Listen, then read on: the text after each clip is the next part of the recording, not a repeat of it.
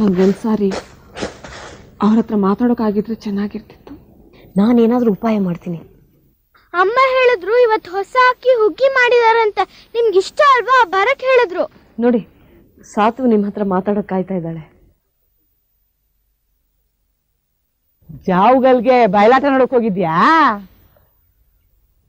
ಅವ್ರನ್ನ ಇಲ್ಲಿಗೆ ಕರ್ಕೊಂಡ್ ಬರ್ಲಾ? ನಾನು ಈಗಲೇ ಊರ್ನವ್ರನ್ನೆಲ್ಲ ಕರ್ಕೊಂಡು ಹೋಗಿ ಆ ಸಾತುನು ಅವಳ ಅಮ್ಮನ್ನು ಊರಿನಿಂದ ಒದ್ ಹೊರಗೆ ಹಾಕಿಸಿದ್ರೆ ಕೇಳು. ಮೊದಲು ಅಪ್ಪಣ್ಣನ್ ಕರೆಸಿ ಆಮೇಲೆ ನ್ಯಾಯ ಹೇಳುವ. ಮಗಿನ ತಲೆ ಮೇಲೆ ಕೈ ಟಾಣೆ ಮಾಡೋ. ನಾನು ದುಗ್ಗಿಕೆರೆ ಹೋಗಿ ಬರ್ತಾ ಇದ್ದೆ. ಅಮ್ಮಂಗೆ ಮೋಸ ಮಾಡಿದ್ಯಾ? ನೀ ಉದ್ಧಾರ ಆಗಲ್ಲ ಕಣೋ, ಹಾಳಾಗಿ ಹೋಗ್ತಿ. ತೋಟದೊಳಗೆ ಕಾಯಿ ತುಂಬಕ್ಕೆ ಅಂತ ಒಂದು ಗುಡ್ಡ ಹಾಕಿದ್ದೀನಿ, ಬೇಕಾದ್ರೆ ನೀವು ಅಲ್ಲೇ ಇರ್ಬಹುದು. ಹೆಡ್ ಮಾಸ್ಟ್ರು ಮಗಳಾಗಿ ಶಾನ್ ಬೊಗ್ರು ಸೊಸೆಯಾಗಿ ಇಂಥ ಮನೇಲಿರೋ ಗತಿ ಬಂತಲ್ಲಮ್ಮ.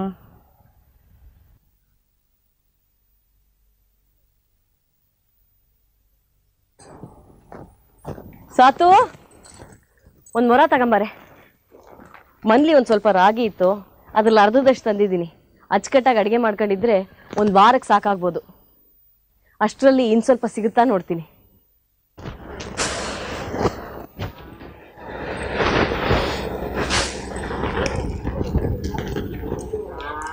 ವಿಶ್ವಂಗೆ ಹಾಲು ಕೊಡೋ ಹೊತ್ತಾಯ್ತು, ನಾನು ಹೊರಡ್ತೀನಿ. ಆಯ್ತಕ್ಕ.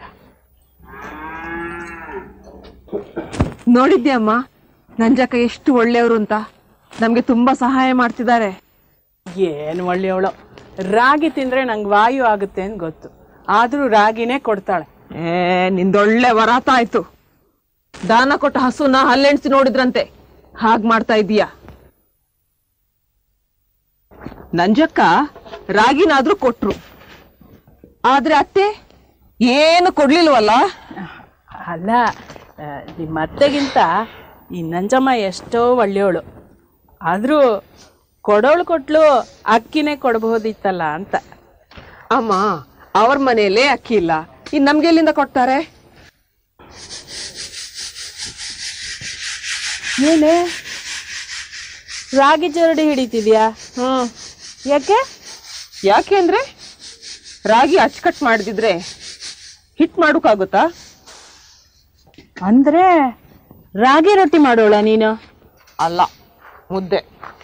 ಎಂಥದೋ ಒಂದು ನೀವೇ ಮಾಡ್ಕೊಂಡು ತಿನ್ನಿ. ಯಾಕೆ ನೀನ್ ತಿನ್ನಲ್ವಾ? ಮತ್ತೆ ಮಾಡ್ತೀಯಾ? ಉಪವಾಸ ಬಿದ್ದು ಸಾಯ್ತೀನಿ.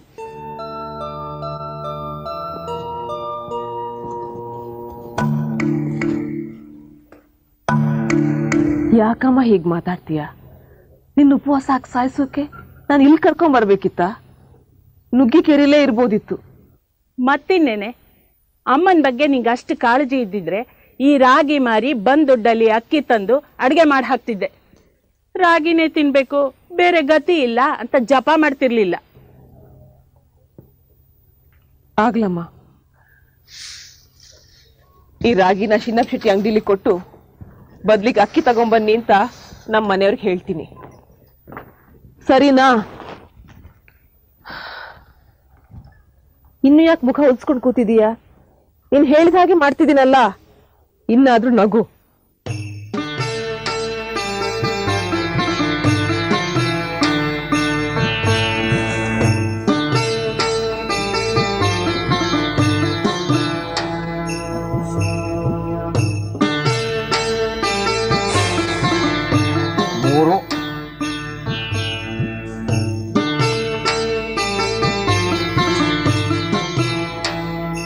ಅರ್ಧ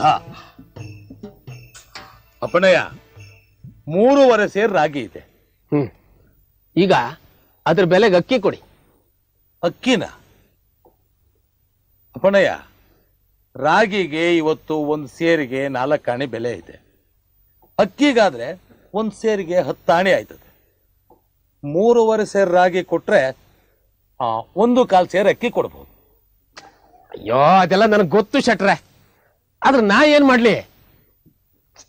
ನಂಗೆ ಒಬ್ರು ಅತ್ತೆ ಇದಾರಲ್ಲ, ಅವರು ಅಕ್ಕಿನೇ ಬೇಕು ಅಂತಾರೆ.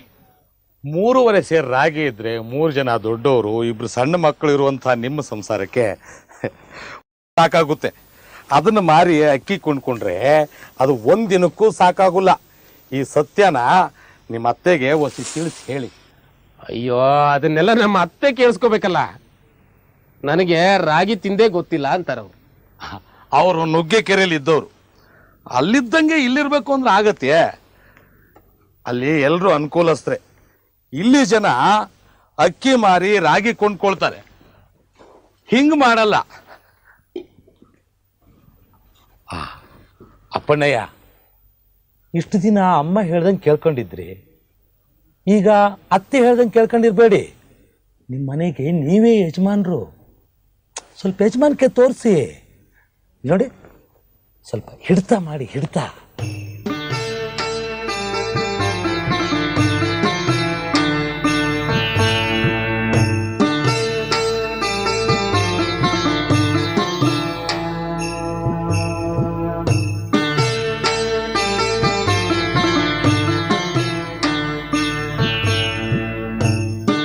ಶುಕ್ಲಂ ವರದರಂ ವಿಷ್ಣುಂ ಶಶಿವರ್ಣಂ ಚತುರ್ಭುಜಂ ಪ್ರಸನ್ನ ವದನಂ ಧ್ಯಾಯೇತ್. ಏನ್ ಬಿತ್ತು ಅಂತ ಹೆದ್ರು ಬಿಟ್ಟೆ. ನಿಮ್ಗೆ ಆಗ್ಲೇ ಹೇಳಕ್ ಬರ್ತಿದ್ದೆ, ಒಂದ್ ಪಾವು ತೊಗರಿ ಬೇಳೆ ಬೇಕಿತ್ತು. ಇನ್ನಾನೇನು ತರೋಕ್ ಹೋಗಲ್ಲ. ಯಾಕೆ? ಊರ್ಲಿರೋ ಎಲ್ಲ ಬೇವರ್ಸಿಗಳು ನನಗೂ ಉಪದೇಶ ಮಾಡೋರೇ ಆಗಿದ್ದಾರೆ. ಇಷ್ಟೊತ್ತನಕ ಆ ಶೆಟ್ಟಿ ಅಕ್ಕಿ ತಿಂದ್ರು ಹೇಗಪ್ಪ ಅಂತ ಉಪದೇಶ ಮಾಡ್ತಿದ್ದ. ಇನ್ನು ಬೇಳೆ ಕೊಡು ಅಂದ್ರೆ ಬೇಳೆ ತಿಂದ್ರೆ ಬೆಳಿತಾರನಪ್ಪ ಅಂತ ಉಪದೇಶ ಮಾಡಕ್ ಬರ್ತಾನೆ. ಆದ್ರೆ ಬೇಳೆ ಸಾರು ಮಾಡ್ದಿದ್ರೆ ಅಮ್ಮನ್ಗೆ ಊಟ ಸೇರಲ್ವಲ್ಲ. ನನ್ನ ಮರ್ಯಾದೆ ಹೋಗಿದ್ ಸಾಕು, ನಾನಿನ್ನೇನು ತರೋಕ್ ಹೋಗಲ್ಲ. ಇನ್ಮೇಲೆ ಆ ಶೆಟ್ಟಿ ನನಗೆ ಸಾಲ ಬೇರೆ ಕೊಡಲ್ಲ. ನಿನ್ಗೇನ್ ಬೇಕೋ ನೀನೇ ಹೋಗ್ತಂದಕ. ಸರಿ, ನಾನೇ ಹೋಗ್ತೀನಿ.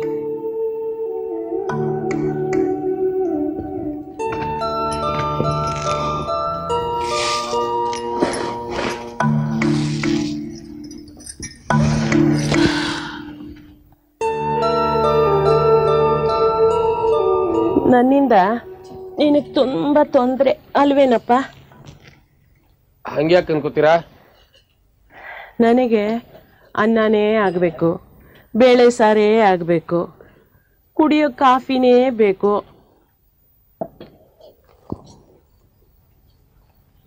ನಿಮ್ಮ ಅಣ್ಣ ಕಡ ಕೇಳಿದ್ರು ಅಂಗಡಿಲಿ ಕೊಡ್ತಾರಲ್ವಾ? ಯಾಕೆ ಕೊಡಲ್ಲ? ಕೊಟ್ಟೆ ಕೊಡ್ತಾರೆ. ಅವ್ನು ಶಾನ್ಭೋಗ ಅಲ್ವಾ? ಸರ್ಕಾರದಿಂದ ಪೋಟ್ಗೆ ಹಣ ಬಂದ್ಮೇಲೆ ವಾಪಸ್ ಇಸ್ಕೋತಾರೆ. ಶಾನ್ಭೋಗ್ಗೆ ಪಿತ್ರಾರ್ಜಿತ ಅಲ್ವೇ? ಮತ್ತೆ ಶಾನ್ಭೋಗ್ ಕೇಳು ಸಂಪಾಲ್ ಕೇಳೋದು? ಇಲ್ಲ ಇಲ್ಲ, ಶಾನ್ಭೋಗ್ಗೆ ಏನಿದ್ರು ಹಿರೇಮಗಂಗೆ. ಅದೆಲ್ಲ ಸುಳ್ಳು. ಸರ್ಕಾರ ಯಾವತ್ತು ದೊಡ್ಡವನ್ ದೀವಾನ್ಗಿರಿ ಮಾಡ್ಲಿ, ಚಿಕ್ಕವನು ತಿರುಪೆ ಎತ್ಕೊಂಡಿರ್ಲಿ ಅಂತ ಕೇಳಲ್ಲ. ಸರ್ಕಾರದ ದೃಷ್ಟಿಲಿ ಎಲ್ರೂ ಸಮ. ಆ ನಂಜಮ್ಮ ನೈವಾಗಿ ಮಾತಾಡಿ ನಿಂಗೆ ಮೋಸ ಮಾಡ್ತಿದ್ದಾಳೆ.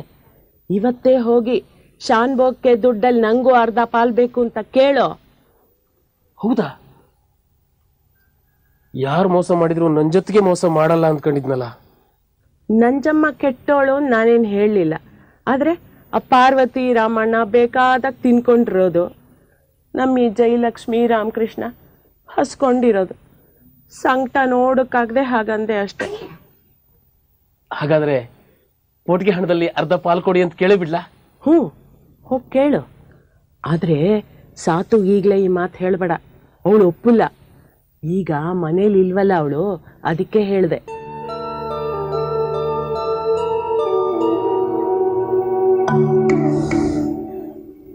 ಕಾಕ್ ಕೊಟ್ರು ಸುಳಿ ಕ್ರೋ, ಶಾಕಣಾವತ್ತು ಶ್ನಾ ಕೃಷ್ಣ ಮೂರ್ತಿ ಮಾಕ್ಕೊಮ್ಮಿಂದೀರ್ಗ ಮೂ ತೀಗೆ ಅರ್ಕಾವತ್ತು ಮೂರ್ತಿ ಕೃಷ್ಣಮೂರ್ತಿ. ಬನ್ನಿ ಭಾವ್ಯ, ಪಾರ್ವತಿ ಒಂದ್ ಮಣೆ ತಂದು ಹಾಕು. ಅತ್ತಿಗೆ, ನೀವ್ ಹಿಂಗ್ ಮೋಸ ಮಾಡ್ತೀರಿ ಅಂತ ಗೊತ್ತಿರ್ಲಿಲ್ಲ. ನಾನ್ ನಿಮಗ್ ಮೋಸ ಮಾಡದ್ನ? ಯಾವ ವಿಷಯದ ಬಗ್ಗೆ ಹೇಳ್ತಾ ಇದ್ದೀರಿ ಭಾವಯ್ಯ? ನಮ್ಮ ಅಪ್ಪಂಗೆ ಚನ್ನಿಗ ಒಬ್ಬನೇ ಮಗ ಅಲ್ಲ, ನಾನು ಇದ್ದೀನಿ. ಪೋಟ್ಗೆ ಹಣ ಇಬ್ರಿಗೂ ಸೇರಿದ್ದು. ಸರ್ಕಾರ ಕೊಡೋ ದುಡ್ಡಲ್ಲಿ ಅರ್ಧ ಭಾಗ ನಂಗೂ ಕೊಡಿ. ಅದ್ಯಾಕೆ ಆವೇಶ ಬಂದವ್ರಂಗೆ ಮಾತಾಡ್ತಾ ಇದ್ದೀರಾ? ನಿಮ್ಗೆ ಯಾರೋ ಏನೋ ಚುಚ್ಕೊಟ್ಟಿರ್ಬೇಕು. ಕೂತ್ಕೊಳ್ಳಿ, ನಿಧಾನವಾಗಿ ಮಾತಾಡೋಣ. ಇಲ್ಲ ಇಲ್ಲ, ನಾನಿಲ್ಲಿ ಕೂತ್ಕೊಂಡು ಹರಟೆ ಹೊಡಿಯಕ್ ಬಂದಿಲ್ಲ. ವಿಷಯ ಈಗಲೇ ಇತ್ಯರ್ಥ ಮಾಡ್ಕೊಂಡು ಹೋಗೋಣ ಅಂತ ಊರ್ ಮಂದಿನೆಲ್ಲ ಕರ್ಕೊಂಡು ಬಂದಿದ್ದೀನಿ. ಬನ್ನಿ ಬನ್ನಿ.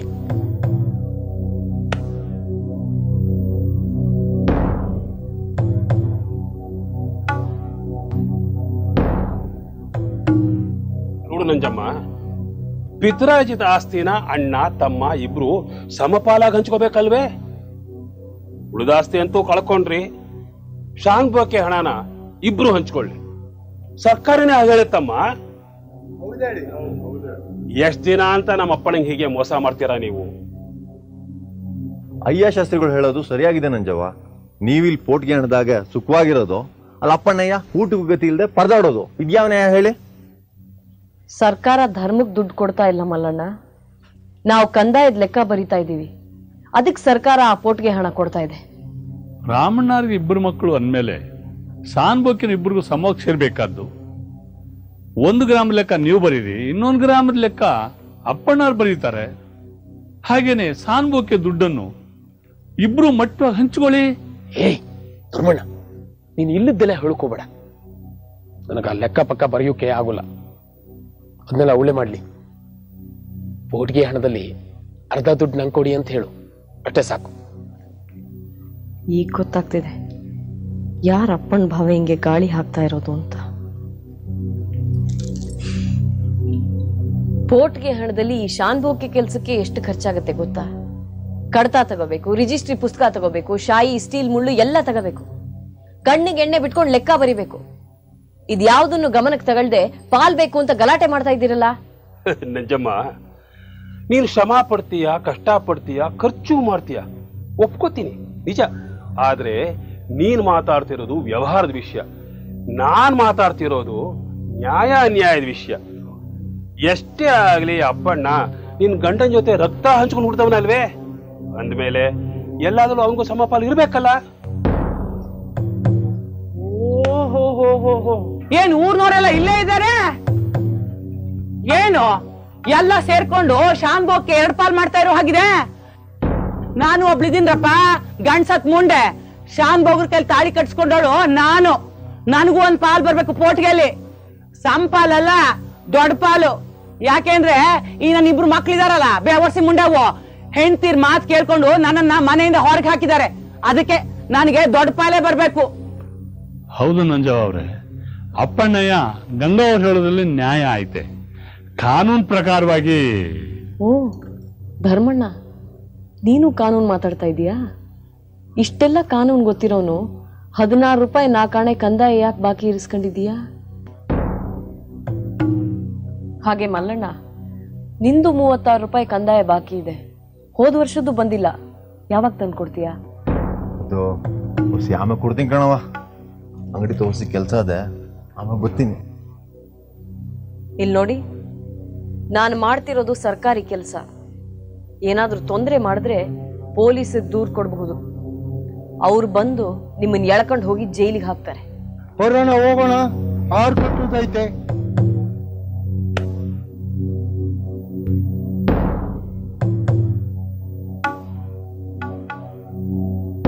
ಕಂಡೋರ್ ಮನೆ ಲೆಕ್ಕಾಚಾರ ಮಾಡಕ್ ಬಂದ್ಬಿಟ್ರು. ಇವ್ರ ಎಲೆಯಲ್ಲಿ ಹೆಗ್ಗಣ ಸತ್ತು ಬಿದ್ದಿದೆ ಅಂತ ಗೊತ್ತಿಲ್ಲ ಇವ್ರಿಗೆ. ಪೂಜೆ ಗೊತ್ತಾಗೋಯ್ತು.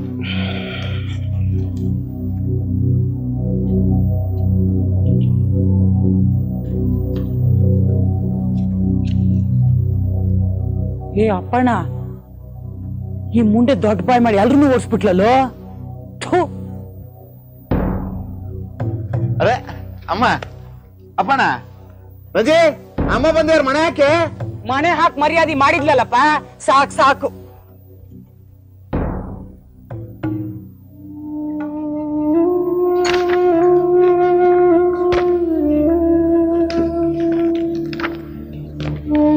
ಯಾಕೆ ಬಂದಿದ್ರಿ ಇವ್ರೆಲ್ಲ? ಒಂದು ಪಾಠ ಕಲ್ಸೋಕೆ. ಆಟನ? ಯಾರಿಗೂ ಸಹಾಯ ಮಾಡಬಾರ್ದು ಅನ್ನೋ ಪಾಠ.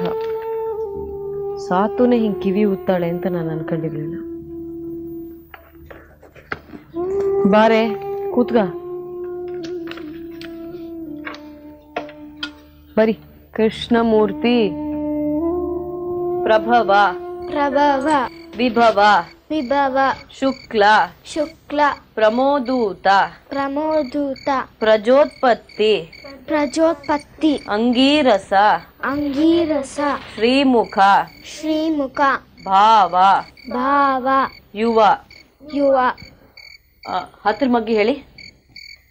10 ನಾಳೆ ತಿಪ್ಟೂರು ಹೋಗಿ ಬರೋಕ್ಕಾಗತ್ತಾ?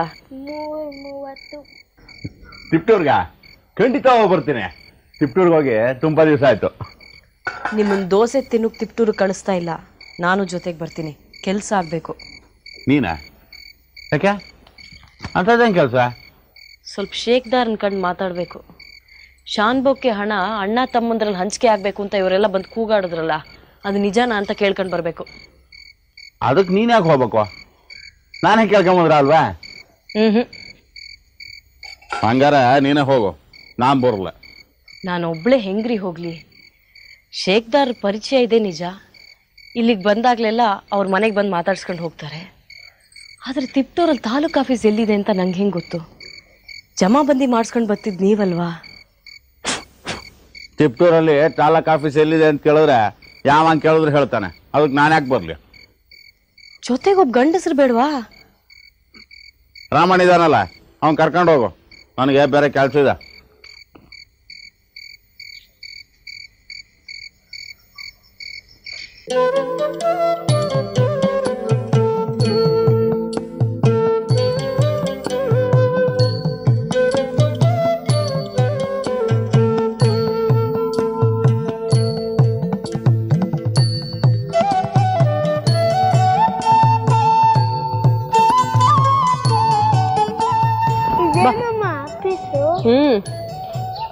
ಆಫೀಸ್ ಹುಡ್ಕಿ ಕಾಲೆಲ್ಲ ನೋವು ಬಂತು.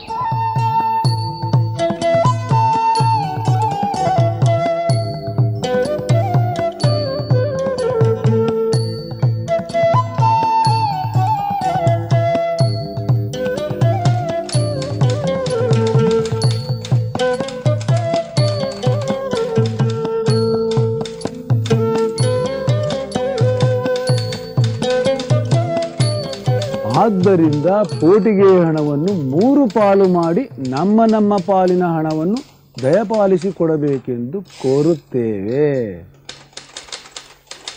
ನೋಡಿಮ್ಮ, ನಿಮಗೆ ಸುಳ್ಳೆ ಯಾರ ವಿಷಯ ತಿಳಿಸಿದ್ರೋ ಗೊತ್ತಿಲ್ಲ. ಶಾನುಭೋಗಕ್ಕೆ ಯಾವತ್ತಿದ್ರೂ ಹಿರಿ ಮಗನ ಹಕ್ಕು ಅಂತ ಕಾನೂನು ಹೇಳುತ್ತೆ. ಅಲ್ಲ ಸಾಹೇಬ್ರೆ, ಶಾನ್ಬೋಕ್ಕೆ ಆ ಮುಂಡೆನೆ ಮಾಡ್ಲಿ. ಮುಂಡೆ ಅಂದ್ರೆ ಅವಳೆ ನನ್ನ ಸೊಸೆ ನಂಜಮ್ಮ. ಅಂದ್ರೆ ಚೆನ್ನಾಗಿ ಸತ್ತೋದ್ರ? ಅವನಿಗೇನಾಗಿದೆ ದಾಡಿ? ಅವನ್ ಯಾಕೆ ಸಾಯ್ತಾನೆ? ಮತ್ ಮುಂಡೆ ಅಂದ್ರೆ? ಚಚ, ನಮ್ಮ ಅಣ್ಣ ಬದುಕಿದಾನೆ. ನಮ್ಮಮ್ಮ ಮಾತಾಡೋದೇ ಹಂಗೆ. ಹಾಗ ಅಂದ್ರೆ ಈಗ ನೀವು ಹೇಳ್ತಿರೋದು ಶಾನುಭೋಗಕ್ಕೆ ಆಯಮ್ಮ ಮಾಡ್ಲಿ, ಪೋಟ್ಗೆ ಹಣನ ಹಂಚ್ಕೋತೀವಿ ಅಂತಲಾ? ಕೆಲಸ ಮಾಡೋರು ಒಬ್ರು, ಸಂಬಳ ತಗೊಳ್ಳೋರು ಇನ್ನೊಬ್ರು. ಇದು ಸರಿನಾ?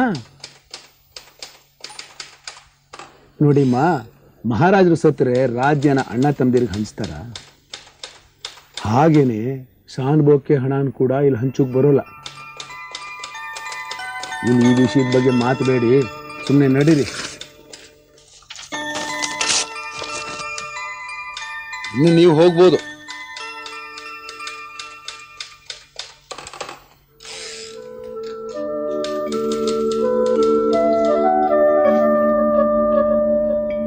ಬಂದ್ರ? ತಾಲೂಕ್ ಆಫೀಸ್ಗೆ ಹೋಗಿ ಮುಖಕ್ಕೆ ಮಂಗಳಾರತಿ ಮಾಡಿಸ್ಕೊಂಡ್ರ? ನಮ್ಮಮ್ಮಂಗಂತೂ ಕಾನೂನ್ ಬಗ್ಗೆ ಏನೂ ಗೊತ್ತಿಲ್ಲ. ಅವಳೇನೋ ಹೇಳಿದ್ಲು, ನೀವಾದ್ರೂ ಹಿಂದೂ ಮುಂದೆ ಯೋಚನೆ ಮಾಡಬಾರ್ದಿತ್ತ?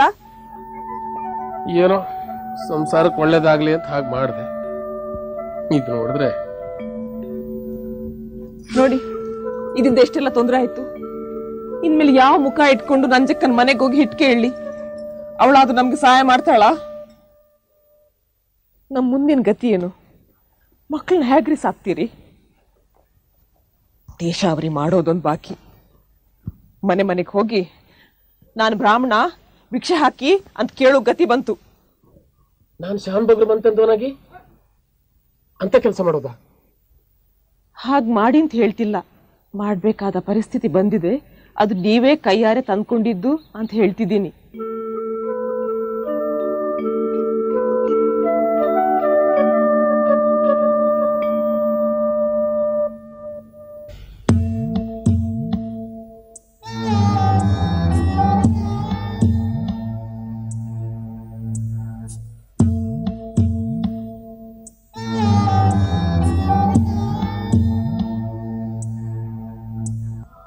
ಒಡಲ ತುಂಬ ಬವಣೆ ಕೆಂಡ ಮಡಿಲು ಕುದಿವ ಕಡಲು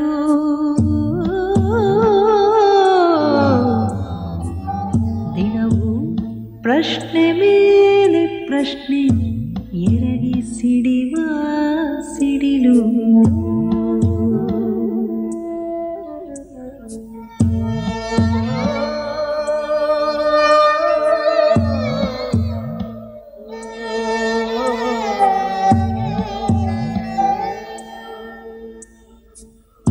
ಎಲ್ಲ ಸಹಿಸಿ ಮುಂದೆ ಪಯಣ ಬದುಕೆ ವಿಸ್ಮಯ ರಂಗ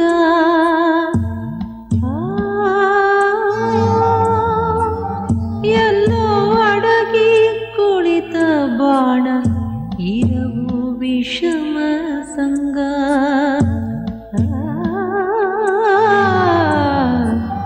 ಹೃದಯ ಗೃಹವೇ ಬಿರಿದು ಭಂಗ ಬಾಳುವಳಲ ಬಳಗ